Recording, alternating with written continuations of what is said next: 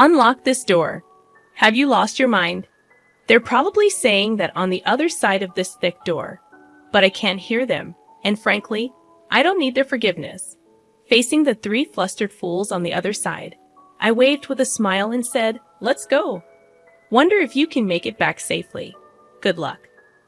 My name is Leah, a 30-year-old officer worker. I'm a newlywed, married for just a year with no kids yet. Back when I was single, my hobby was taking day trips using the train on my days off. Friends would ask, "Don't you get lonely traveling alone?" But I found it surprisingly pleasant to move at my own pace without a fixed schedule. There's a bit of loneliness, but the fun outweighs it.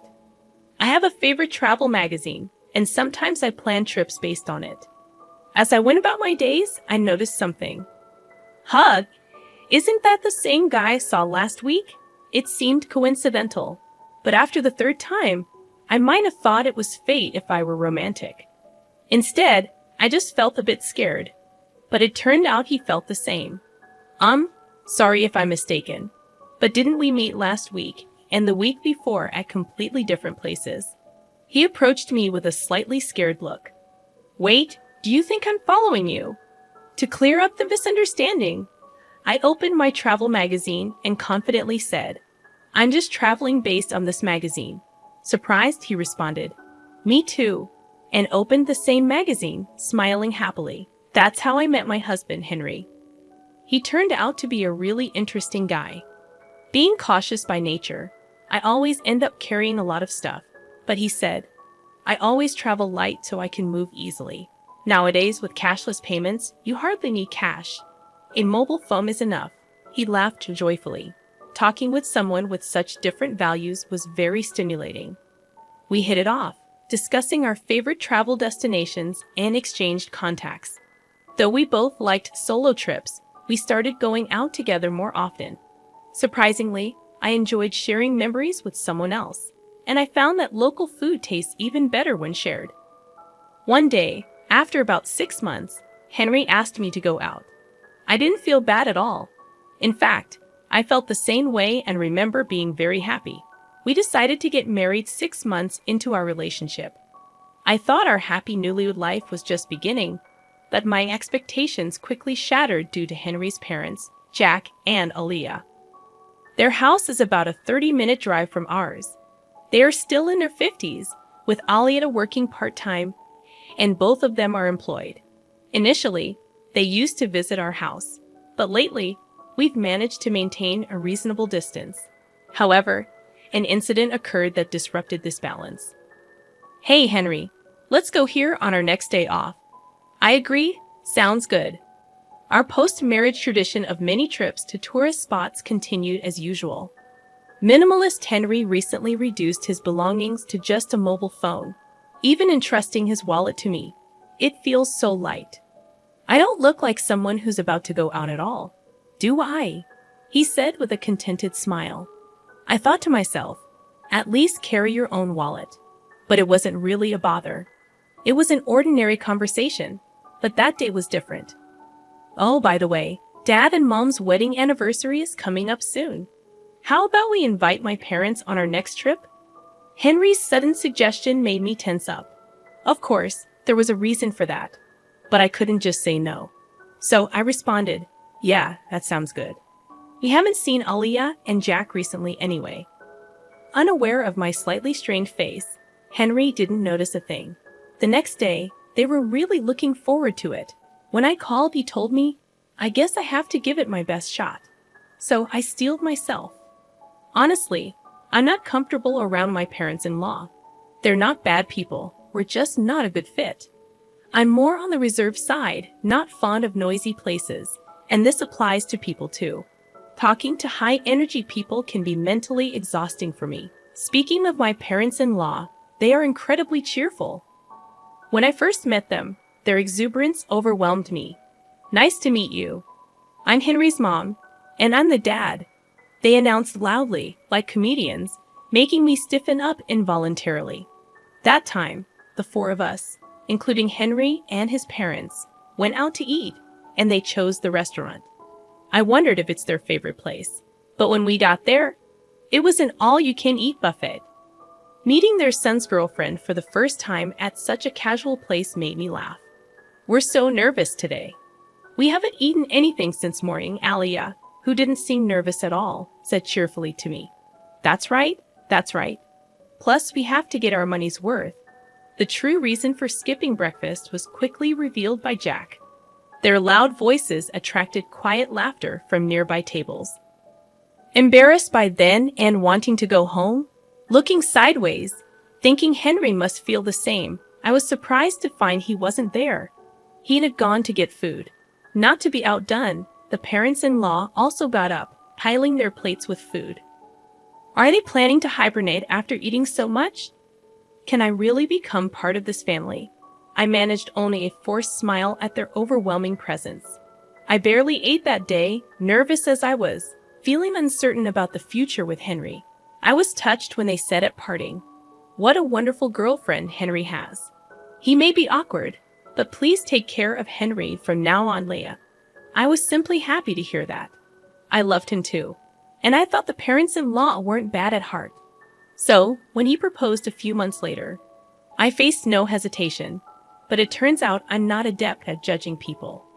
At our wedding, the bridegroom's parents, my parents-in-law, completely disregarded the ceremony and focused solely on eating, leaving my own parents utterly disillusioned.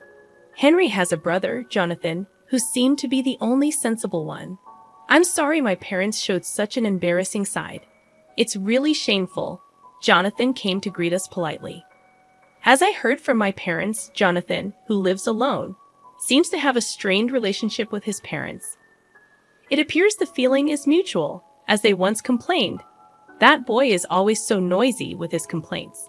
Just the other day, he bragged about buying several eggs when it was limited to one per person. And I scolded him for it. Seemingly annoyed, he replied, "Don't you feel guilty about benefiting yourself at the expense of others?" Hearing this story, I thought to myself, isn't that a fair point?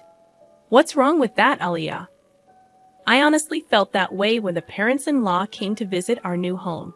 They arrived empty-handed, which wasn't a problem. But then they started rummaging through our shelves, exclaiming, "Isn't this the snack they're advertising on TV? I've been wanting to try it. Oh, and this one too." They foraged through my hidden snacks like they were on a treasure hunt.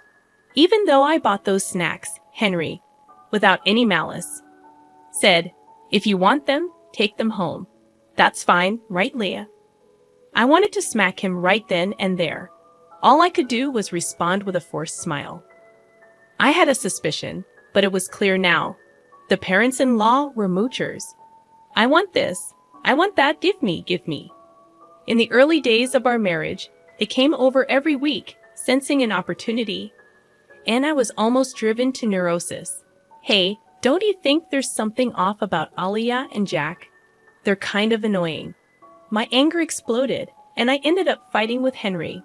Despite how angry I was, Henry looked puzzled and said, "No, not really. Is it that strange? They've been like that since I was a kid. Don't worry about it," he said, patting my shoulder lightly, which made me furious. Are you kidding me? If this keeps up, I'll divorce you.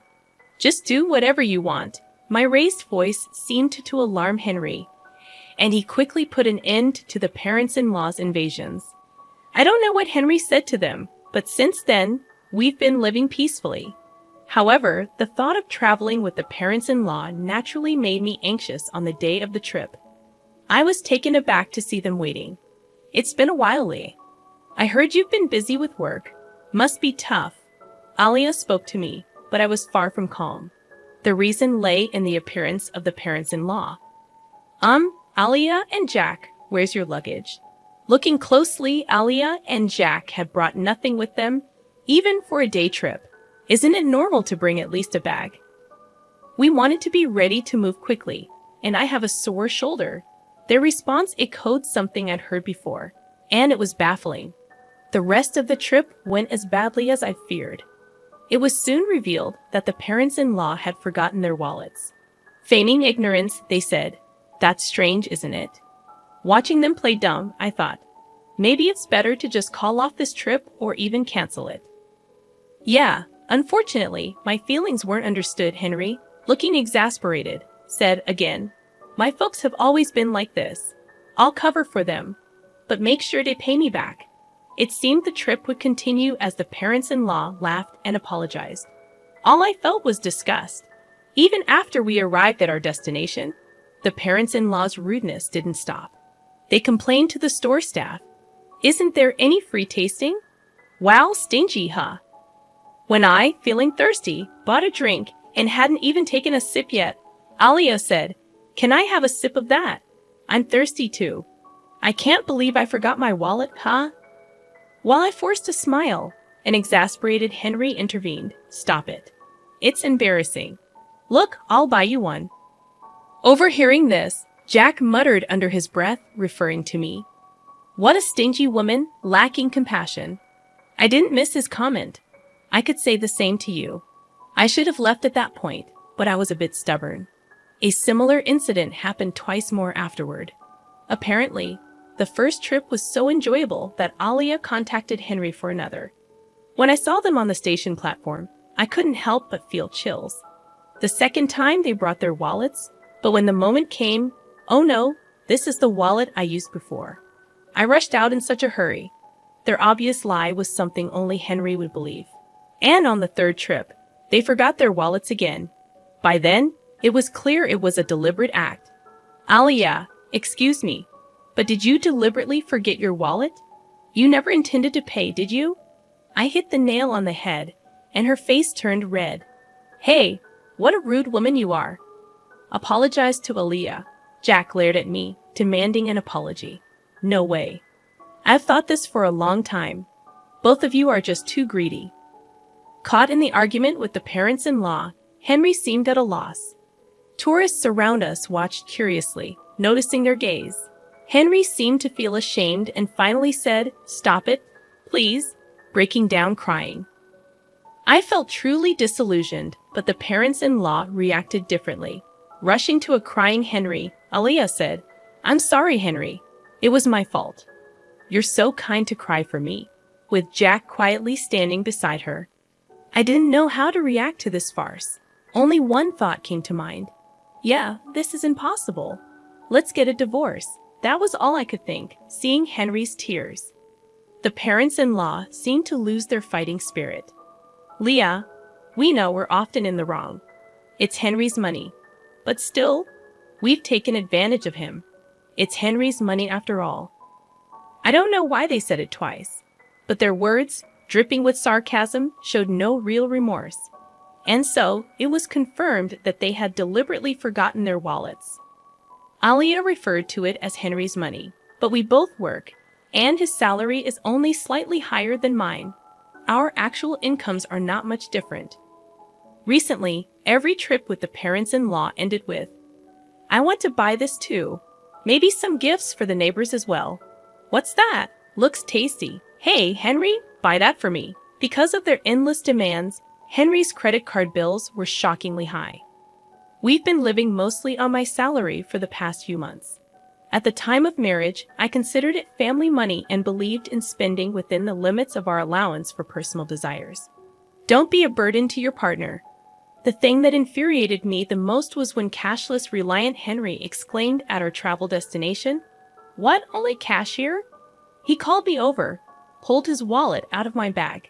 It only had a few dollars in coins. "No," I messed up. "You know I don't carry cash, right?" he said without malice.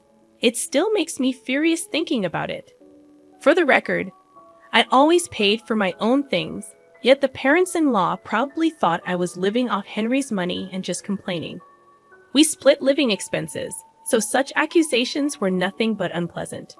Thinking all this, I coldly watched Henry crying and Jack consoling him.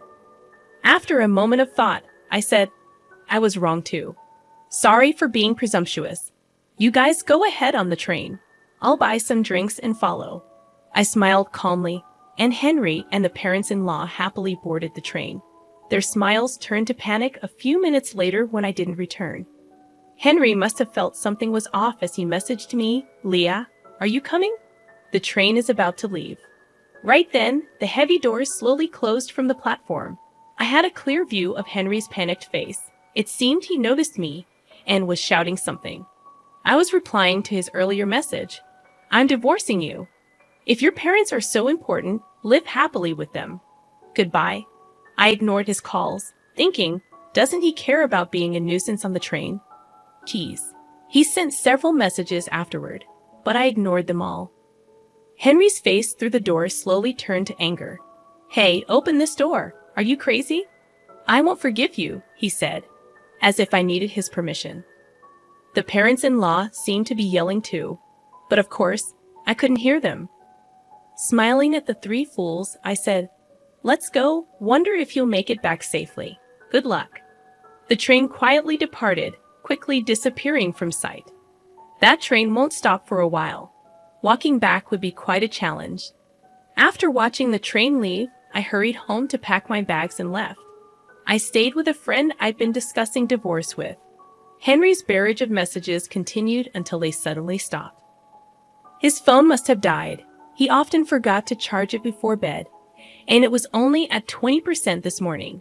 Portable battery chargers are essential. That was Henry's mantra.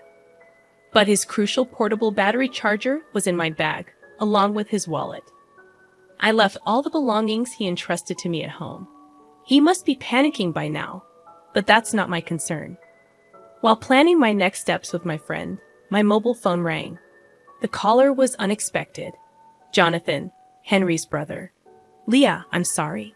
Did something happen? According to Jonathan, Henry's phone had run out of battery, and in his panic, he dropped it, shattering the screen. Unable to reach me, the desperate parents-in-law could only think of one person to call. So I got contacted, but all I got was, ask Leah for the reason. He seemed unwilling to say more. I told Jonathan everything about Henry and the parents-in-law without holding back. As I spoke, I could hear Jonathan's voice getting sharper over the phone from the other end. Leah's making a fool of us. Tell her off, Jonathan. The in-laws were loudly insisting that Jonathan, with his way with words, would outtalk me. After I finished explaining, Jonathan snapped, Hey, you scoundrel. Are you stupid? What, you scoundrel? I had heard from Aliyah that when Jonathan gets really angry, he becomes intimidating with a high-handed tone.